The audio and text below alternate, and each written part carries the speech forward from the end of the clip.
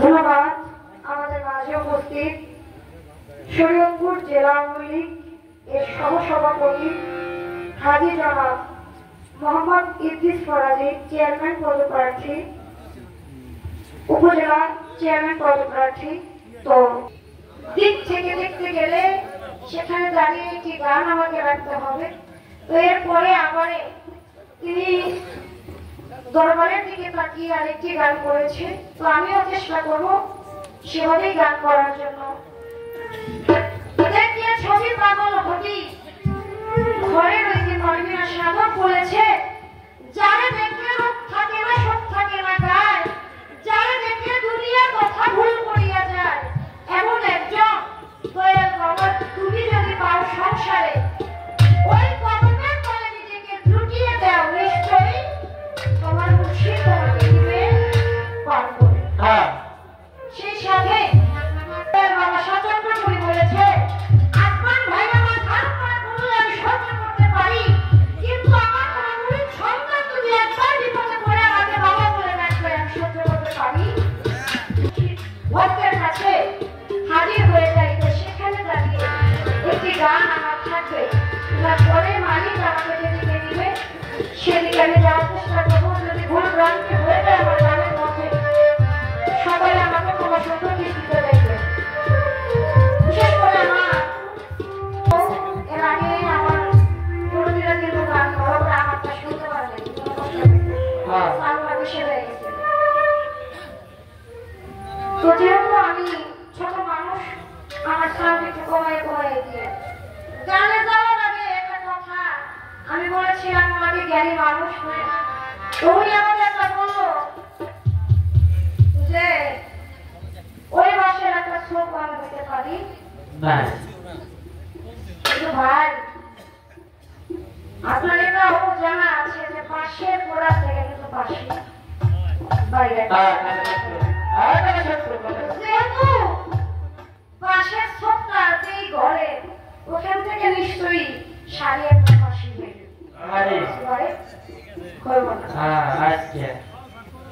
কারণ সত্য কথা বলতে একটা বাস্তব কথা বই উনি যখন আপনার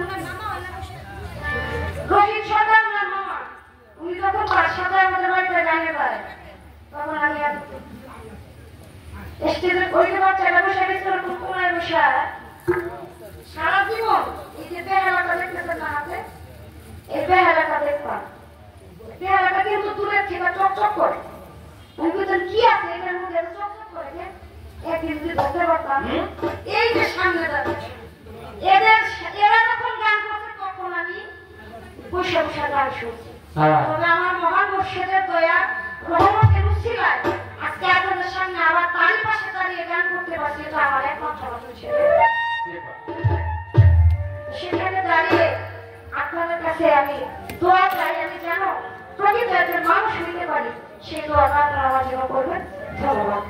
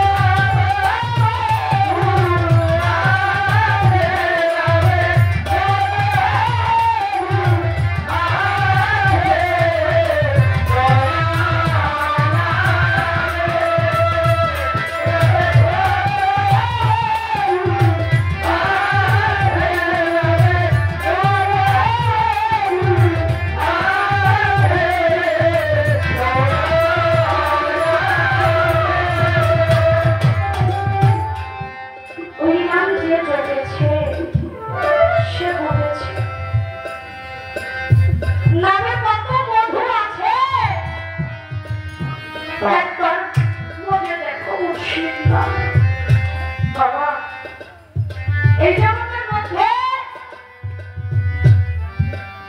আমরা কামের মোকামের মুর্শিদের নিকট যাই। অনেকে মুখে শুনেছি গুরু ধরতে হবে সেই জন্য যাই, অনেকে শুনেছি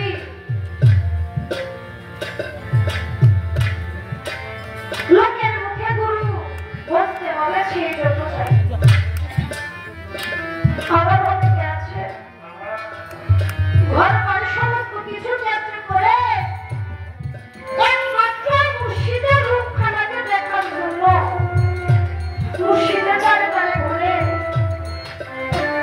কখন আমার মুর্শিদের মুখে ওই পবিত্র বাণী আমি আমার মা ভগবানের শুনতে পারবো। অনেক দরবারে ভক্তরা গেলে দয়ালের কাছে পড়ায় জায়গায় পড়ায় জানতে চায়, কিন্তু দেখা যায় বাবা আমি মনে করি আমার মুর্শিদ যদি আমার সামনে থাকে আমার হাজারো প্রশ্নের সেখানে সমাপ্তি ঘটে যায়। কারণ আমার মুর্শিদ যদি আমার সামনে থাকে আমার কোনো জানার বা শোনা আমার মধ্যে থাকা প্রয়োজন পড়ে না। আমার মুর্শিদ আমার সামনে থাকে আমি যতক্ষণ তাকে দর্শন করবো ততক্ষণই আমার সমস্ত সময়টা ইবাদতের সাথে সমপূর্ণ হয়ে যাবে। তাই সাধু সেখানে দাঁড়িয়ে বলেছে